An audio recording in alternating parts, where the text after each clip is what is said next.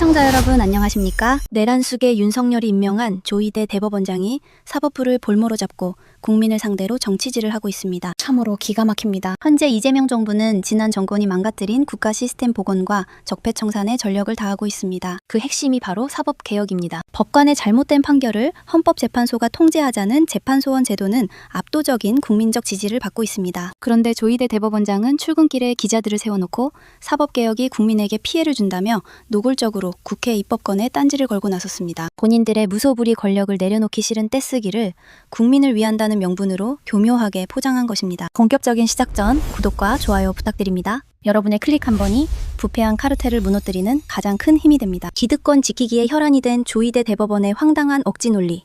먼저 시사인 방송 영상으로 확인하시겠습니다.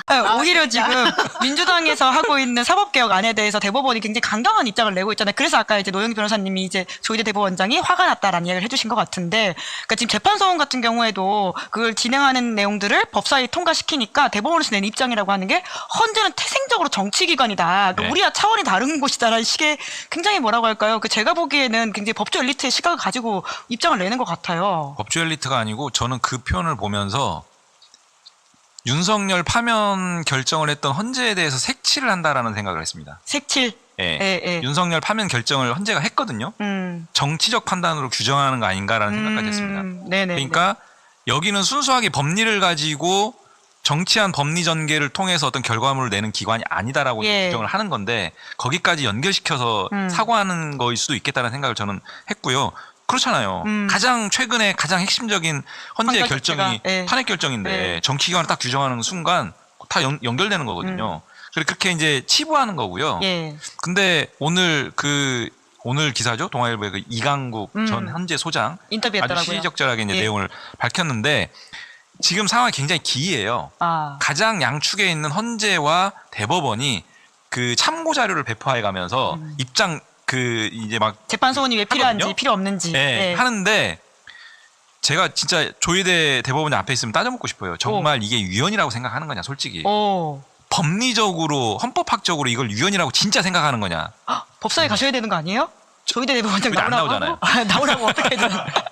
왜냐하면 위헌 얘기를 할 거리가 없어요. 그 내용. 그것은 헌법에 너무나 명백하게 있기 때문에. 그러니까 법원에 관련된 사법부의 장이 있고, 헌법에는 또 헌법재판소와 관련된 장이 있어요. 헌법재판소에 관련된 헌법의 조문에 보면 헌법소원은 명확하게 규정돼 있고, 헌법소원이라고 하는 것은 공권력의 행사에 대해서 다투라는 거거든요, 헌재에 가서. 근데 공권력의 행사 중에 사법부 파트에서의 공권력의 행사에 가장 본질적인 게 재판 아닙니까? 재판은 헌법 소원의 내용으로 대상으로서 헌재에서 다툴 수 있는 거예요.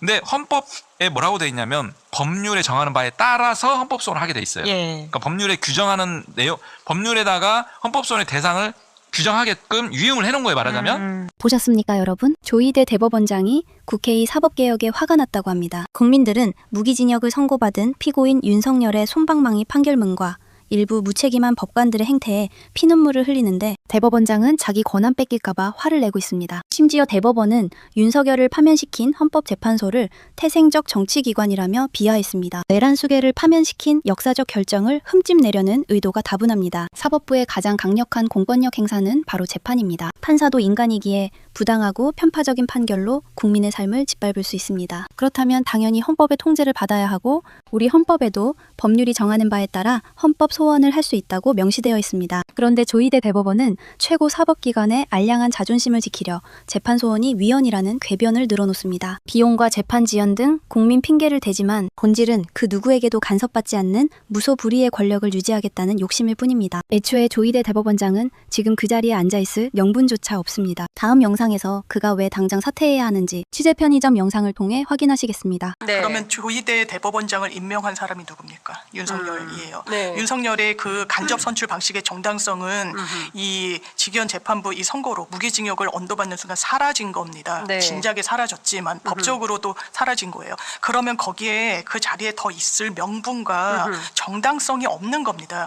그래서 그 노태우 정부 때 이야기를 하는데 제가 최근에도 문영배 재판관 책을 읽으면서 네. 사법파동에 대해서 되게 존중하는 그 돌아가신 선배에 대한 이야기가 나와요. 네. 그때 전두환이 임명한 대법원장을 노태우 전 대통령이 그대로 재임명하려고 하니까 법원에서 난리를 쳤었습니다. 네. 법원에서 이거는 사법부를 망치는 길이라고 해서 법관들이 나섰었어요. 근데 그때도 제가 찾아봤더니 거의 대부분의 소장파 법관들이 이름을 올렸는데 네. 소장파라고 할 수 있는 연차 중에서 이름을 올리지 않은 판사들이 있습니다. 서울중앙지방법원의 형사부에 담당했던 판사들인데 네. 그중에 한 명이 조희대 법관이었습니다.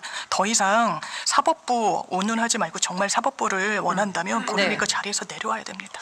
그 다른 거 다 떠나서 지금 이제 법 왜곡죄 그리고 그 대법관 증언 관련된 거 그리고 재판소원 이게 세 가지가 이제 핵심인 네. 거지 않습니까? 이 맞습니다. 세 가지에 대해서 요대로는 안 되겠다라는 주장을 하는 거예요. 그래서 사실은 우리 신 변호사님께서는 지난 한 1년 2개월 내내 주장하시는 게 조희대 탄핵을 원포인트로 했어야만 했다. 근데 그걸 너무 실기를 했고 지금 이 순간도 안 늦었다라는 건데 일단 조희대 대법원장 무슨 그 투사 같으세요. 네? 왜 이렇게 싸우려고 하는 진정성이. 거예요? 국회하고. 네. 근데 저는 뭐 누누이 말씀드리지만 정의를 정무적 판단으로 교환할 수는 없다. 결국에는 사법부 정상화라는 것이 휴먼 에러를 바로잡지 않고서는 어떤 제도도 전 백약이 무효하다라는 네. 생각이 들기 때문에 거기에 대한 우리 국민적 의지 그리고 그 의지를 국회가 얼마만큼 반영하고 움직이느냐 전 그게 핵심으로 저는 생각을 하는 거고 네. 이 조희대 대법원장에 대해서는 지금 대한민국 의전서열 3위거든요. 법원을 대표합니다. 그렇습니다. 근데 조희대 대법원장은 국민들이 묻습니다. 그 내란의 밤에 당신은 어디에서 무엇 하고 있었느냐. 네. 그리고 내란에 대한 인식은 어떠하냐. 아직까지 답을 안 하거든요. 그러니까 본인이 불리한 질문에 대해서 답을 안 하고 네. 또 본인이 필요할 때는 기자들 앞에 서가지고 자기 얘기만 일방향적으로 하는 하고 거예요. 있어요. 예. 이게 대한민국의 대법원장 자격이 있습니까?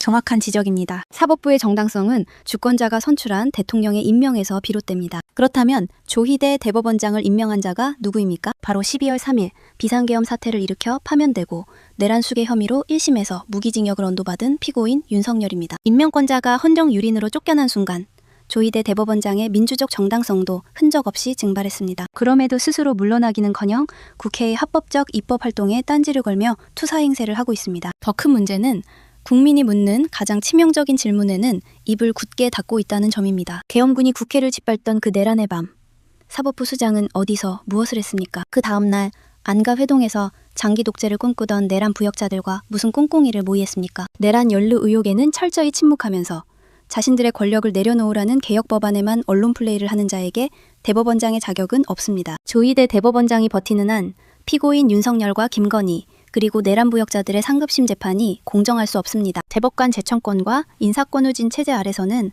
제2, 제3의 솜방망이 판결이 나올 위험이 도사리고 있습니다. 2차 종합특검으로 조희대 사법부의 내란 연루 의혹을 낱낱이 밝히고 필요하다면 국회가 탄핵을 추진해서라도 사법부의 암초를 걷어내야 합니다. 사법부는 법관의 철밥통이 아닌 주권자인 국민과 헌법 수호를 위해 존재해야 합니다. 내란 수괴가 임명한 대법원장이 개혁의 발목을 잡는 기형적 현실을 우리는 결코 용납해서는 안 됩니다. 조희대 대법원장은 스스로 사퇴하여 사법부의 명예를 지킬 마지막 기회를 잡기 바랍니다. 그렇지 않으면 분노한 국민의 심판과 철저한 개혁의 파도에 휩쓸려 갈 것입니다. 사법부가 정상화되는 그날까지 두 눈 부릅뜨고 저들의 기득권 저항을 감시합시다. 구독과 좋아요로 함께해 주십시오. 정치를 알리자 였습니다.